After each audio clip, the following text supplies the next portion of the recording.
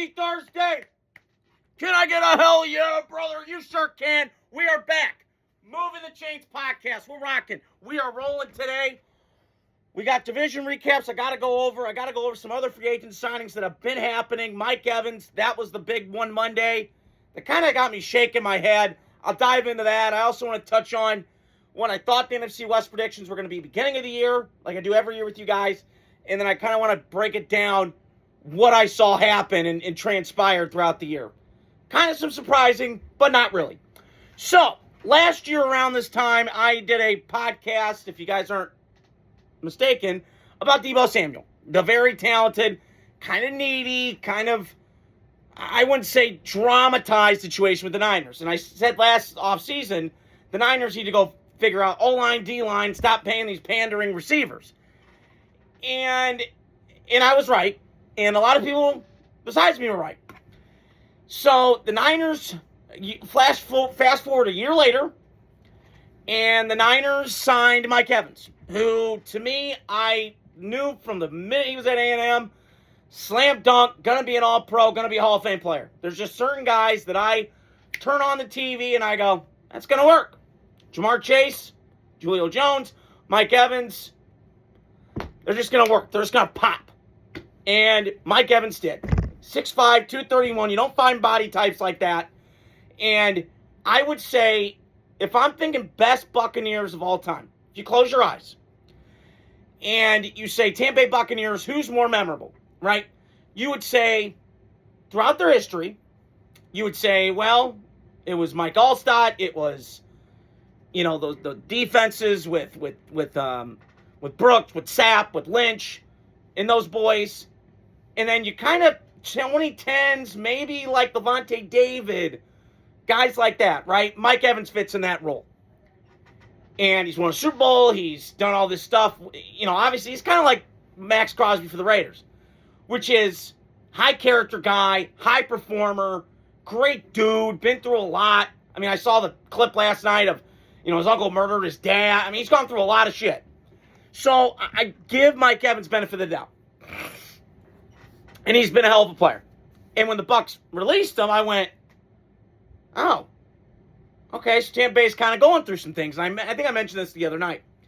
So I was a little shocked with the number. I thought getting Mike Evans, maybe that's, I don't know, 1 year, 2 year, $15 million, right? The Niners way overpaid. I would have never done that in a million years. I was shocked. I was floored. I went to gym Monday night. I'm like, oh, okay, so the Buccaneers let go of Mike Evans. He goes to San Francisco to the Bay. So my two takeaways from that are, number one, Niners are the oldest team in football. I mean, listen, they're a really good team. Niners got a lot of talent. And speaking on the Niners, I had them beginning of the year second in the division, Rams, Niners, Seahawks, Cardinals. And the end of the year was Seahawks, Rams, 49ers, Cardinals. You know, they all 14-3 and then 12-5 for the two. But again, the Niners, they went through a lot of injuries again. Older team, older players, takes them longer to recover compared to younger players. And so I like the Niners move from this standpoint. It gives them a big red zone target down in the red area, which the Niners, for whatever reason, struggled last year, or maybe it was the year before, I can't remember, in the red zone. So now you get the 6'5" guy who not a lot of corners want to cover him. So that's a benefit. That's an advantage, right? So, and before last year, the injury, he had 24 touchdowns 2 years. So, highly productive player, right? Now, as he was what he once was, hell no. But in terms of presence, down in the goal line, what he can bring for you in that area, I think it works. So, on that note, I do think the Niners signing him is much better than the Deebo situation was last offseason. We said a lot of drama. You had to pander to him. It just was a lot. You had the Brandon Ayuk nonsense. So now, the Niners, I think, way overpaid Mike Evans. Not even arguable. I thought Raiders were going to sign him. Familiar with John Spytek from when he was down in Tampa. But Niners got him. We'll see what happens. But very intrigued how Brock Purdy is going to implement him into the offense in San Francisco. So speaking on that, my recaps for the division, as I just mentioned off the top, I had beginning of the year, I had Rams, Niners, Seahawks. I could have flipped those, but that's how I thought beginning of the year. And Cardinals obviously are fourth place. They're just a shit show organization. Clown show, freak show act, not great. Then the end of the year, Seahawks, Rams, 49ers, Cardinals. So I was right, almost right on all my predictions, but I was a little off on some. So let me start with Seattle. So Seattle winning the Super Bowl last year did not shock me. I thought it was going to be between them and the Rams last year. Two best teams, two best coaches. Offensive mind, Sean McVay. Offensive wizard, Mike McDonald. Or defensive, excuse me. So I do think the Niners, or the Seahawks, excuse me. Now, they won the Super Bowl, lost a lot of guys. But the one thing I know with John Schneider, and this is not arguable, he can replenish and regroup. They won that Super Bowl 2013. They revamped that thing in a couple of years. Had some lean years with Pete Carroll. Not like lean, like 4 wins. Because, Lord knows, your boy over here, John Morrow, he might be involved with the Epstein files. Who knows? But he would probably beg for mercy to get 4 wins. So, I do think Seattle's going to be fine. We got to see what happens in draft. They draft really well, develop. John Schneider comes from Green Bay, knows what he's doing up there. Not disputing that. But now Sam Darnold's cap hit's going to go 38. It's going to be higher now. So we got to see what happens because, listen, that Seahawks team, they're going to be really good. And the one thing that I compare this to is not a lot of ego. From what I can tell, Jackson Jig was not an ego guy. Sam Darnold's not an ego guy. So I feel like this is a better connection to me than that Legion of Boom team. Not saying that Legion of Boom team was legendary. We all know it. But, man, Seattle's going to be back. And I'm not disputing that they're going to be not back in where they are next year. They could go on into the championship game, maybe Super Bowl again. Who knows? It's so hard to repeat in this league. And the second one was the Rams. So the Rams got to the NFC championship game, played the team I just mentioned off the top, the Seattle Seahawks. And they were a muff punt and some glove coverages away from going to Super Bowl. Right? And they just couldn't cover Jackson Smith and Jigba. They had a hard time. And the Rams were the only team in the NFC last year. Only team that could cause Seattle problems. And give Mike McDonald's dark side of the Legion in Seattle, the Death Star, fits. And he carved and sliced them up like hot knife through butter. And I do think the Rams, and I will give them credit for this, they had the F them picks mentality a couple years ago, and they won that Super Bowl the first time with McVay, with Stafford, that first year in L.A. And they're aggressive, and they just take shots, and they take swings. Does it work? Probably not. But you know what? Screw it. Let's go. And they took Trent McDuffie. They needed corners. I watched their corners all year last year. Noah Leasing knows this better than anybody. The biggest Rams fan I know. They struggled. And Carolina gave them problems. The Eagles gave them problems. Seattle gave them problems. So the Rams had to fix some. And when you look at the NFC, you look around, you're like, yeah, we got elite receivers everywhere. Minnesota, they get a quarterback. They just got mental midget, by the way. I'll dive into that a couple days from now. I got to let that sink. Let that bake in. J.J. McCarthy, your boy. He put a fire under you. Let's go. So I'm looking at the Rams from this perspective. They had to get a corner, right? That was the one weakness on their team. Everything else about the Rams, excellent. Like quarterback, coach, weapons, run game, O-line's okay. Your defensive line's solid. Your linebackers are good. Your corners suck. Now, it's hard to find 2 corners in this league that are really, really good.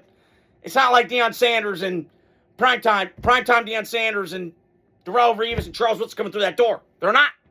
So it's hard to find 2 corners that are really good. You could usually find one and the other one sucks.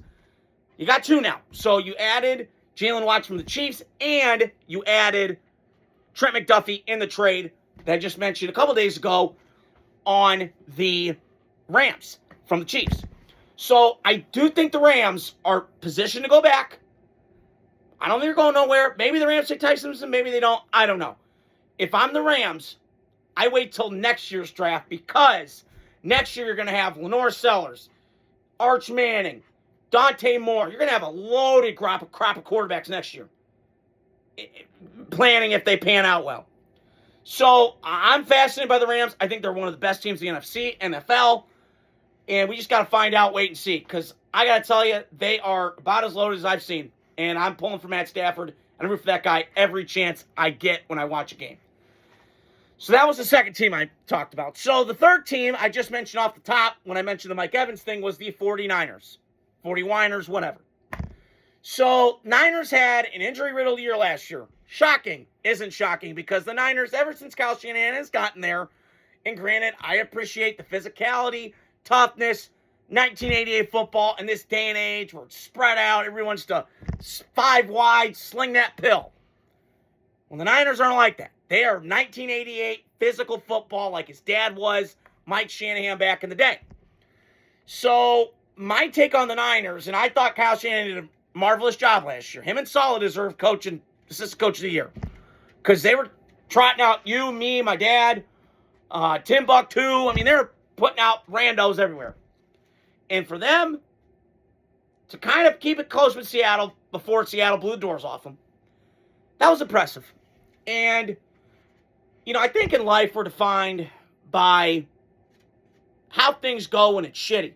We always are great when things are going well and money's in our bank account and all this shit. How does it feel when you're getting your ass kicked? You gotta get back on that horse.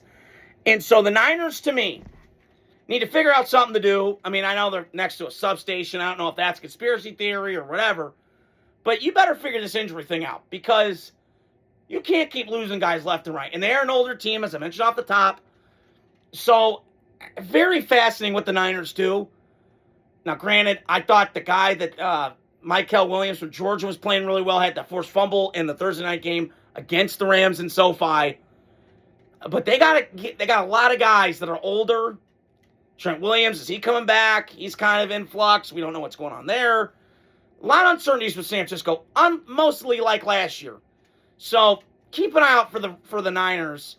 But I do think the Niners are going to be really good. They got Brock Purdy. They got their core of guys. Christian McCaffrey was healthy, compared to the year before. Niners are going to be on the lookout. And I just think the Niners, they'll probably be in the same spot they were, but they could maybe flip that script and maybe go, third to second, Rams go third. I don't know. But that's just how I'm viewing it as I'm speaking right now.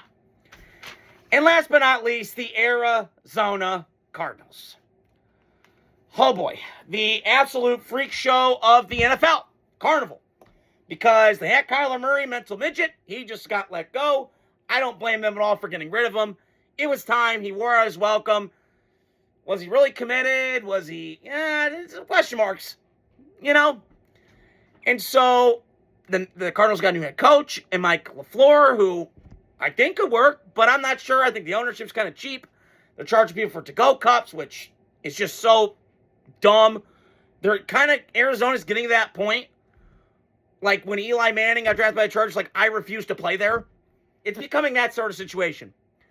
Which is crazy because I look at the Cardinals and I go, they got some talent. But you got to figure out the quarterback position. Tough division. I just mentioned 3 elite coaches in your division. Your ownership's a little hit and miss. Really cheap. So, I like the Cardinals' talent. I said last year a couple times, they put up points with Jacoby Brissett. So, and I kind of feel like with Arizona, let's say you get Kirk Cousins. Let's say you get a Ty Simpson. You're kind of in that same mold that you were. You need some juice. You need some playmaking. Kyler Murray, as much as I banged on him, that's what he brought. And I just feel like you're going safe route with Mac Jones or Ty Simpson. So, it's going to be fascinating to see what happens in the draft with the Cardinals and all these teams in the NFC West. But that is all I got for you guys today. Hope you guys are doing well. Got more content coming out. But we're getting close to the draft. We got a little bit of time away. I'm just trying to fill in space here. But you guys are great. Love having you guys in my audience. Hope you guys are doing well. Thursday. Hell yeah. Have a great day. Peace.